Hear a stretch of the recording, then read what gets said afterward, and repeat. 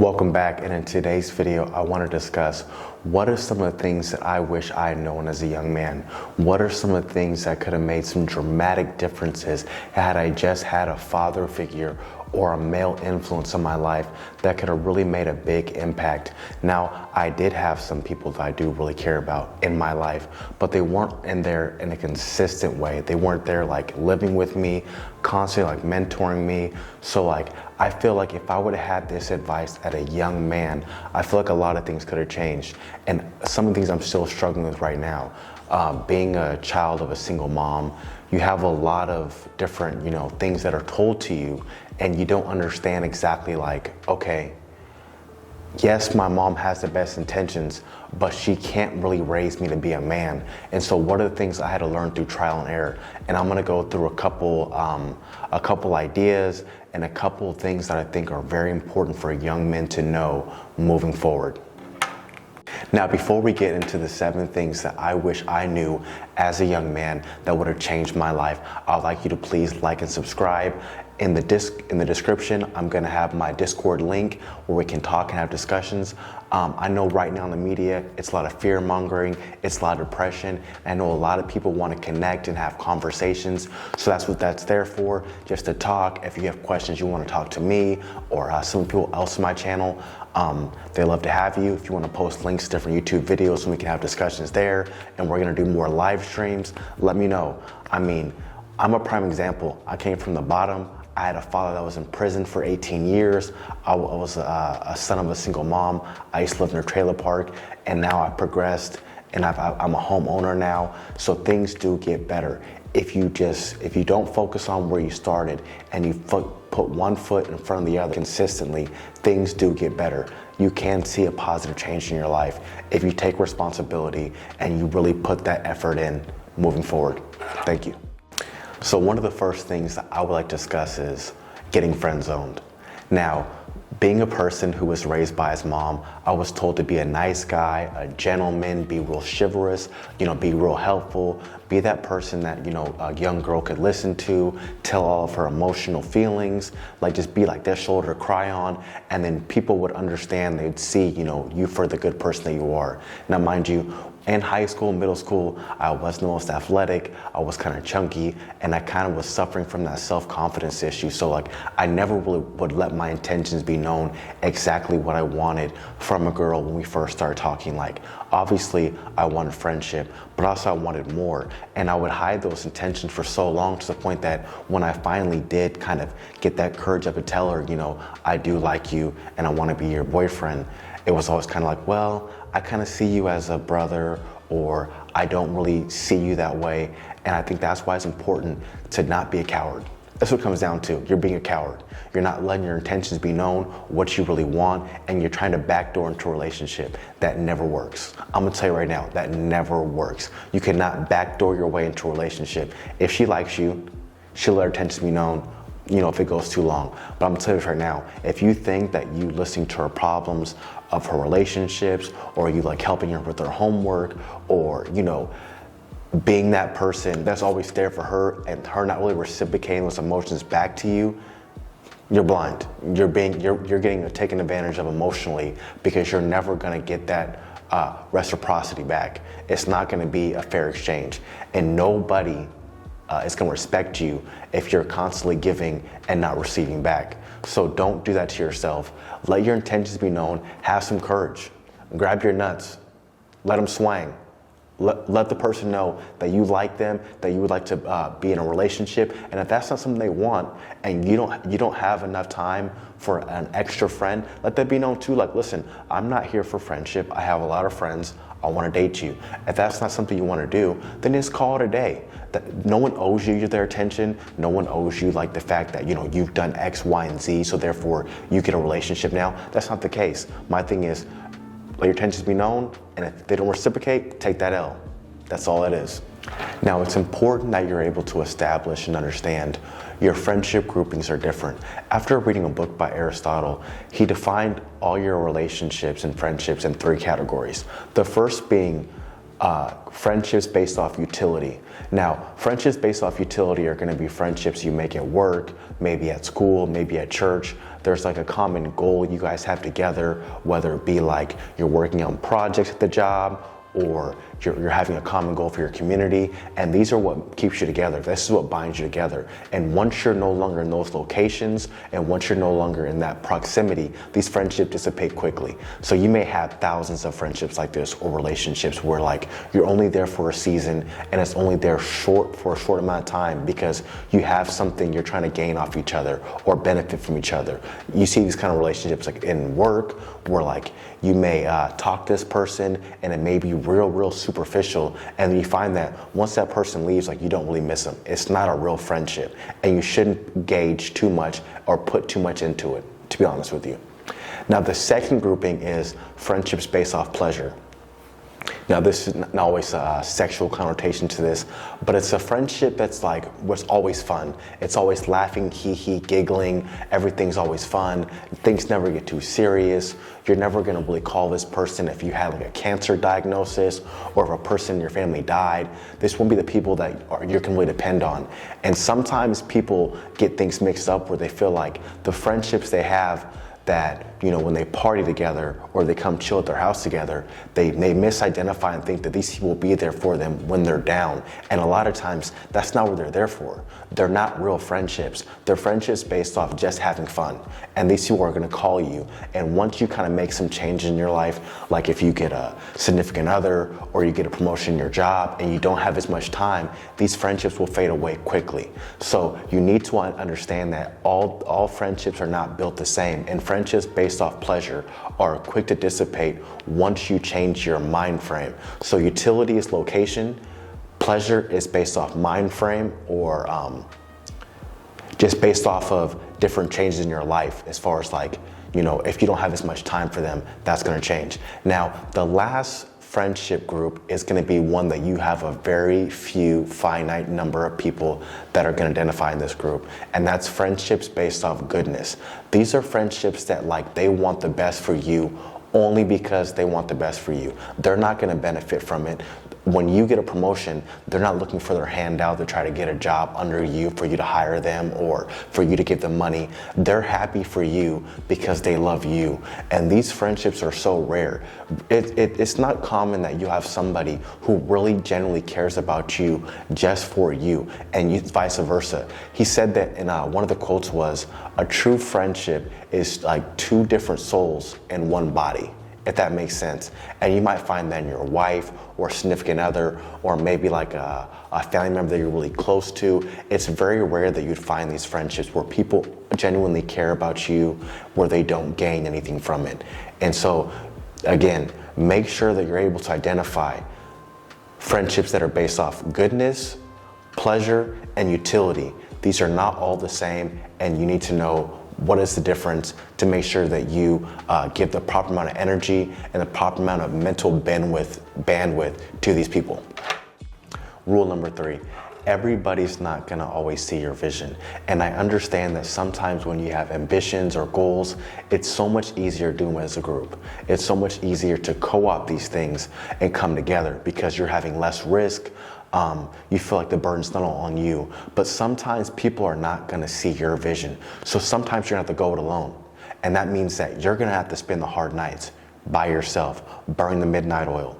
And then once you finally are successful, or you do have some proof of concept, then you can come back and show the people, listen, I understand you didn't see it before, but now look at it. Now look at the ground. I tilled it. I laid the fertilizer. I planted the seeds. Now that it's more successful, I want you to join me again. I'm gonna give you another opportunity. But this time, I'm taking more equity because I put more stake in this. And that's the benefit. When you put in more, you get more back in on the back end. So it's always important that you show your work. If you have a concept of a business, or you have an idea and it seems like no one else wants to invest in you, if you put that effort in yourself, you're gonna see slowly over time, if it doesn't work out, that you were right. And sometimes people aren't gonna see it. Like there's certain opportunities that you may be given that People will understand it. Like for me, when I joined the trades, I hadn't known anybody who'd done anything like that before. And so I had to do it myself. And now that I became successful in the trades, now I want to come back and show those people, look what I've done. But at the same time, right now, I'm already 5 years ahead of them. So that's the benefit I get because I chose to take that risk. Now I'm 5 years ahead. Now they can still follow along and they can still see the benefits now. But the thing is, they would have been way further if they just trusted me and came along when I did. But that's not always going to be the case. And you have to accept that everybody's not going to see your vision. Everybody's not going to take your word for it. And sometimes you got to do it yourself. Sometimes you got to make those efforts and you got to make those sacrifices to do it yourself before anybody else will. Now, on the flip side, number 4, on the flip side, sometimes you have to accept that people want to help you, whether it be like your parents or maybe a mentor, and they're gonna give you the support and they're gonna be that force multiplier for you. But sometimes they're gonna want some credit for your success, and you have to accept that. And I know sometimes as a young person, it's so hard to have someone kind of lord that over you, like, you went to college because I paid for it, or I got you that job with this person, or I helped you meet your significant other. Like I was the common thread that made you successful. But sometimes in our ego, in our arrogance, we would rather throw it all away. Like I would rather do it by myself than have somebody be able to tell me that they were an integral part of my success. But that doesn't make any sense. You would rather go twice as hard to say you did it by yourself than let your family or people who care about you be force multipliers. Sometimes we have to get out of our own way, and sometimes we have to give credit where credit's due. If your father did help you with college, or if your father did imbue in you certain skill sets that make you successful, you got to give that man props, or your mother her props. Sometimes it's important that you have to give people who put the effort in their just due. And if you're not willing to do that, then what is the point? A lot of times parents, the sacrifices they make it so that their kids can do better than them. But at the same time, they want some credit. So you have to be able to humble yourself and lower your expectations of your ego and say, you know what, they're correct. I gotta give them that. You know what I mean? Like, I trust them, I love them, they did that. That's all you gotta say is, hey, y'all did that. You know what I mean? Thank you. Because guess what? There are a lot of people who wish they had the opportunities that you had. You know what I mean? There are a lot of people who wish that they had a godfather or a parent or a significant other that would have helped them and be a part of their success. And sometimes in your arrogance where you want to say, it was all me, you lose out and you discount what people have done for you. And it's important that you're able to reflect and say, you know what? I am blessed. I'm grateful, and show some gratitude too. Rule number 5, address problems right when they arise. Do not overthink the issues. Do not have the conversations in your mind without giving the person an opportunity to defend themselves. And I found that this is one of the things I struggle with so much as a young man, because I would always try to outsmart people or have debates in my mind and feel like, oh, I'm gonna win this because I've already ran through like everything they're gonna say. And I felt that every time I would address the person after I had these lengthy, inner dialogues, I was completely off. Like someone would say something and it would throw a total curveball, and I would understand that maybe I misinterpreted something or maybe I'm missing something. So it doesn't help you to rack your brain and try to think for someone else for so long when it's not gonna be beneficial. You know what I mean? Like you're literally wasting time. And sometimes what we find that if we're being cowardly and we're not addressing a situation right when it comes up, it'll lead to more and more anger being built up, because what will happen is we won't address the first issue, and then something else will happen, and these things will begin to compound and compound and compound, and then you end up blowing up on that person for something that's unrelated to the main issue you have with them, right? And so you're gonna come with the amount of emotion and anger and like vitriol that they're not gonna be ready for, and they're not gonna be prepared. They're gonna feel like taken off guard, they're gonna feel like assaulted, and now they're gonna come being super defensive. So it would have been much better had you just addressed the issue right when it came up. And then that way you can feel clean in your conscience, like, hey, you know what? I rectified the situation. I let the person know how I felt. And now it's up to that person to then, either change or explain themselves. But at least you let your intentions be known. And I think that's what's important, is that you don't let things fester. And I found that so many times when it came to, like, as a young man with my parents, or young friendships, we tend to let things fester because we're afraid of the consequences. We're afraid of, like, when it comes to friendships, of telling your friend something, you're afraid of losing them. So you're coming from a place of fear instead of coming from a place of strength, of saying, you know what, I feel like what I'm gonna tell them is gonna be either insightful or it's gonna be real. And the criticism I'm either gonna give them is gonna be something that's gonna be beneficial to them, or let them know how they made me feel. Like, if I address something to them and that makes them angry, then maybe it's not a real friend. You know what I mean? I think that's important. Do not be afraid to address something right when it happens.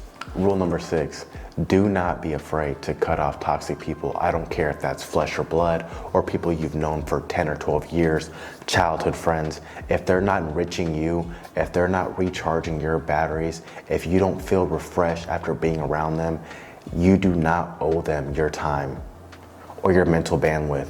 If these people are emotional vampires or like emotional terrorists that every time you talk to them, you kind of feel like accosted, you feel like they're always taking and they're never really pouring back into you, then cut them off. Because it is so difficult to go through this world as just a human by yourself, right? And taking care of, like, your significant other and your children. If you have other people outside of that community and they're latching onto you and they're becoming a weight and a burden to you, it's not beneficial to you to keep them around just because you know them or just because you share some common ancestry. Who cares if they're not helping you better you? You know what I mean? You want to have people who are like-minded, who are constantly going to push you and then critique you to go to a higher level. You know what I mean? And if these people are only there to, like, make you feel worse, or constantly just, like, dump all of their emotions onto you to let you be like their therapist, try to fix them, and they're never really there to be there for you when you need them, then cut them off. And especially if you find that someone's a snake and you do cut them off, don't let them back in, because now you've already shown your hand, right? You've already let them know that I know who you are for who you are, right? Now that you know that, they know you know. So now, a lot of people, if you try to let them back in, like you try to forgive them, they're gonna try to undermine you. I've had situations where I've had family members where I know that they've said things behind my back to my kids, to other family members, because they want to undermine me now, because I've categorized them as a person who's toxic, and instead of taking that critique and trying to change, now they want to do me harm. So never let those people back into your circle. Once you cut them off, that's it. Hey, maybe they can get better, maybe they can learn, but they can go learn over there though. You know what I'm saying? They can go attack somebody else. I'm not letting them back in my castle. Once I put the walls up, that's it. Ain't no need to talk about it no more. You know what I'm saying? There's too many good people out here. There's too many people who want to see you win, to have people around you that want to cost you and want to do negative things to you. You know what I mean? And want to see you in a bad place. A lot of times that you have people around you that only love you and only care about you when you're in a bad place. Because honestly, what you are is, you're someone that's uplifting them. They're constantly pushing your head down and you're drowning so they can bob up. You know what I mean? You make them feel better when you're doing bad. And when you're doing good, you get the side eye, right? You know what I'm saying? When you get that promotion, they don't adequately give you that support that you would give them. And you know that. You know there's a couple people in your life right now who are not giving you that same energy that you give them. You know what I'm saying? So when you see that, cut it off. You don't gotta say any more. You don't owe anybody any explanations. Once you see some of those toxic characteristics, cut it off. You'll be better off for it. This is not just something that I struggled with as a young man. This is something that I actively have to work on even today, is accepting criticism, right? It's so easy to, become entrenched in your thought process and become entrenched in your ideas, and you become really defensive, right? But if you have people in your life who care about you and love you and come at you with good faith, with criticisms or critiques, you have to understand that you're not perfect. You are still a work in progress, right? You are not the end result. You are not perfection yet. You know what I mean? You are still working towards being a better person. So if someone comes and critiques you and tells you, hey, I need you to change this, this, and this, and this, it's so easy to get defensive and say, well, you know what? I'm doing the best I can. Or you know what? So-and-so or so-and-so isn't as good as me, so that should be all right. But that shouldn't be the standard, right? Like, if someone cares about you and says, I need something more from you, like case in point, here's an example. My wife was critiquing me and told me that I need to do better, right? I need to be off my phone more. I need to be more present. My first instinct was, I work hard. I should be able to relax. But being defensive like that, it kind of belittles her request, right? And so that's not beneficial to her or me. Sometimes I have to just sit back and say, you know what? You're right. You're right. Like, I'm not perfect. I have to assume that if you come and tell me this is something that you need from me, I'm gonna have to accept that. And I'm gonna have to stew on that and then think, how can I do better? And it's the same thing when I was a kid. I know my mom would tell me, I need you to do better in school. I need you to do these things. And sometimes I'll get defensive and say, I'm having a hard time because of this, and you're not here, and you're always working. But instead, if I had just taken that critique and said, you know what? I can do better. She sees it. She knows that I'm not spending as much time on my studies as I'm supposed to. Like, I'm giving my friends way too much of my time. I'm not studying as much as I need to. I'm not hitting the books like I'm supposed to. Like, I could be way farther along if I had just taken the proper steps and listened. I'd be better off for it. So learn from my mistakes, right? And learn from my mistakes that I'm actively making right now.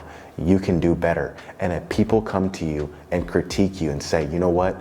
I need this from you, or I've seen this at the job and I know you can do better. Don't take an offense. Your mistakes are not you. And that's what the one thing you have to understand is your mistakes and the things you do are not always a reflection of you. So you don't have to have those things like personify you and then take those personally, right? You can say, you know what? You're right.